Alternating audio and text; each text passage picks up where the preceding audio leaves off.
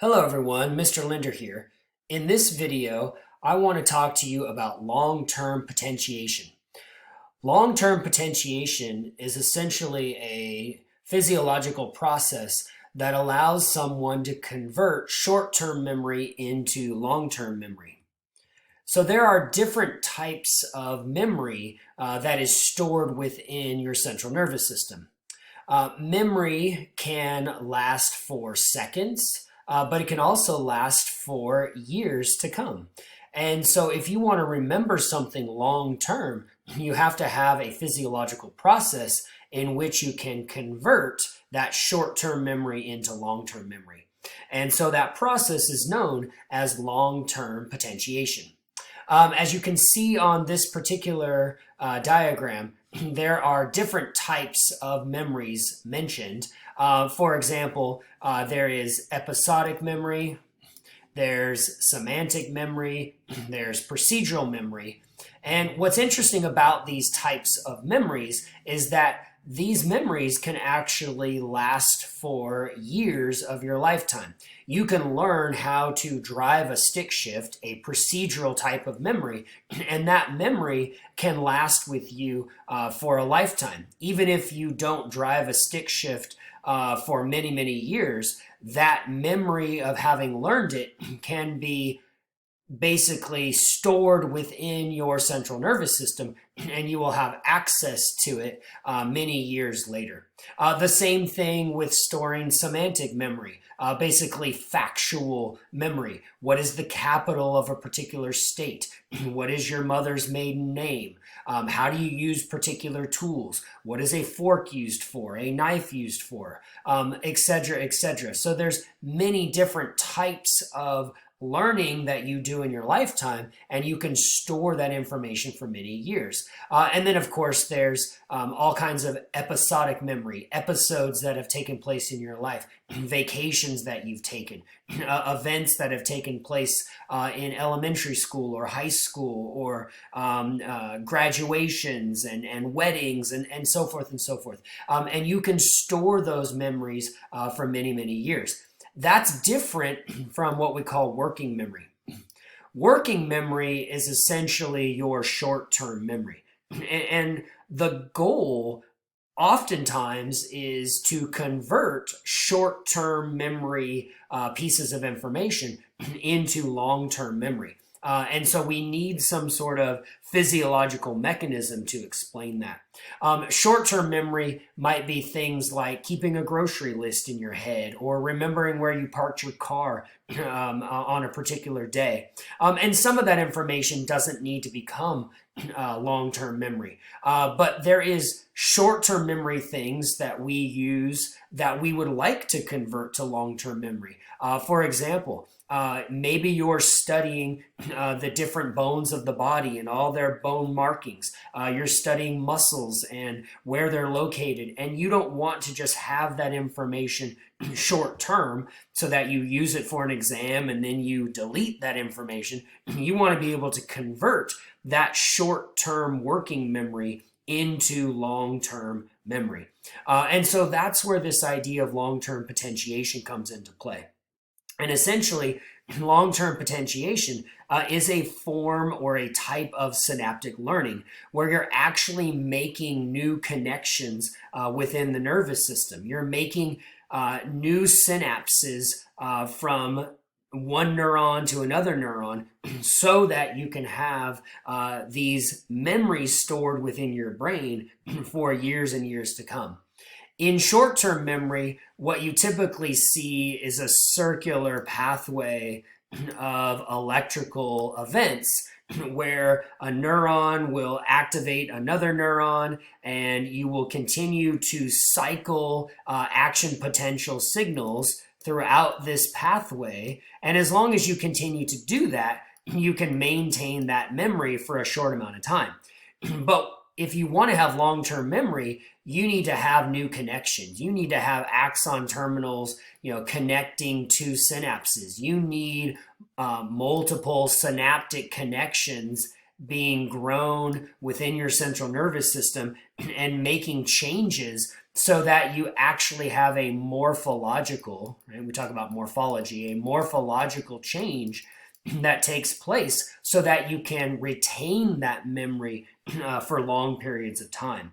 And so it turns out there's a pathway known as long-term potentiation that allows us to convert short-term memory into long-term memory. And we've seen a lot of work and a lot of experimentation and studies done with the hippocampal region of our brain. And it turns out in the hippocampus of our brain, we see that the glutamate neurotransmitter interacts with what are called NMDA receptors and AMPA receptors. And we use the glutamate and the interaction with these receptors to basically stimulate these morphological changes to take place within our brain so that memory essentially gets stored long term.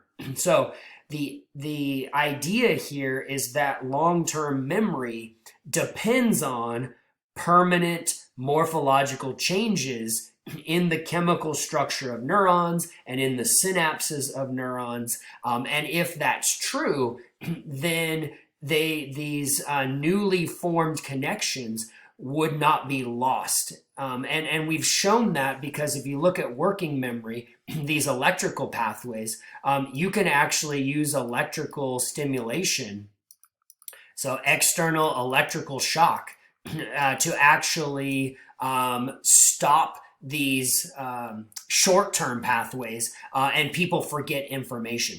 So basically you give somebody a list of things to study, and then through a series of electrical shocks, they begin to forget that information because it's not a morphological change. It's simply a short pathway that you are essentially short-circuiting through electrical shock. But electrical shock doesn't affect, right? It does not affect the morphological changes. So long-term memories aren't destroyed through electrical shock type treatment. So these morphological changes include the growing of dendrites and the expansion of synapses within the central nervous system so that you can remember things long term. So what does the mechanism look like? If you were to look at long-term potentiation, what would the pathway look like? So we're exploring this idea of long-term potentiation. And so what we see is that when you're converting short-term memory to long-term memory, the presynaptic cells will release the neurotransmitter glutamate. So this is the neurotransmitter glutamate being released from the presynaptic cells. And when the neurotransmitter glutamate is released from the presynaptic cells, it's going to interact with two types of receptors. So it's going to interact with the AMPA receptors and the NMDA receptors. So these are glutamate type receptors. Couple things going on here. When the AMPA receptors are activated, they're going to allow sodium to flow into the postsynaptic cell. So this is the postsynaptic cell. That sodium is leading to a depolarization. Okay, so we see a depolarization event beginning to occur. The NMDA receptors, actually, in order for them to be functional, there actually is a magnesium that sits here. That magnesium block needs to be removed. Okay, so we're removing the magnesium block. Okay. And once that magnesium block has been removed, again, due to the interaction of glutamate, so here's glutamate binding to the NMDA, here's glutamate binding to the AMPAs. When that magnesium block is removed, then you're able to allow calcium, and even sodium can come in, but essentially it's predominantly calcium. You're allowing calcium to enter into the postsynaptic cell as well. So we see calcium entry and we see sodium entry into the postsynaptic cell, which essentially is this, depolarization event that is taking place. So right now, what we've seen is in long-term potentiation, you use the glutamate neurotransmitter to activate two receptors, AMPA and NMDAs.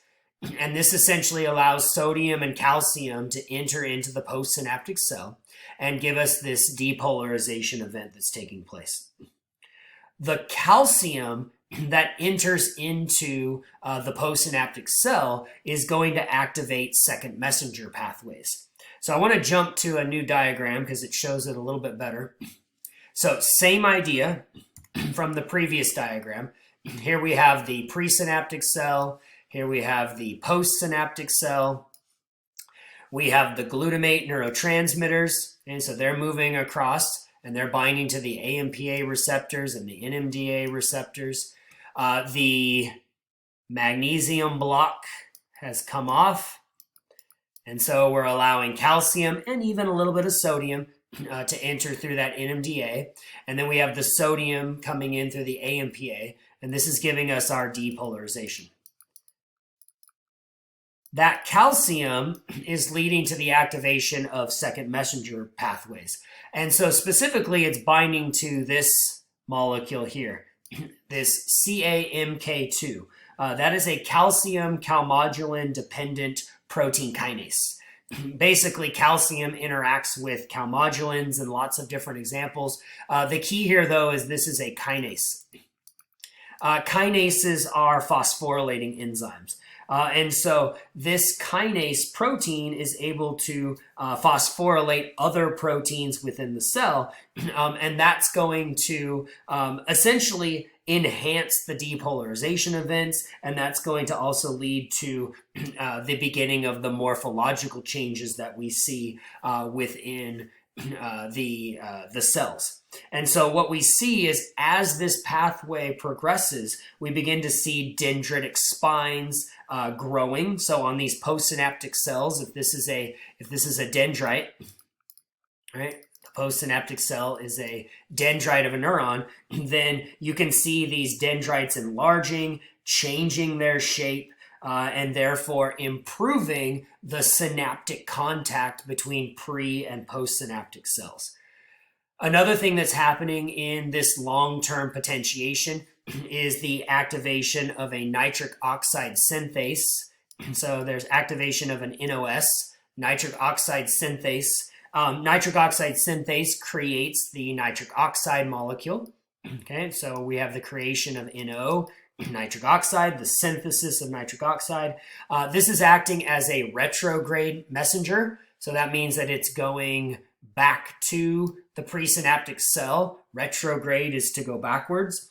And so nitric oxide is then triggering the presynaptic cell to release more of the glutamate. So we're going to see more exocytosis, right? More exocytosis of glutamate, which is going to enhance and continue this long-term potentiation process. There are chemicals, though, that will suppress long-term potentiation. So there are some endocannabinoid neurotransmitters that actually can inhibit the presynaptic neurons. They can essentially activate even GABA neurotransmitters, and this could slow the process of long-term potentiation.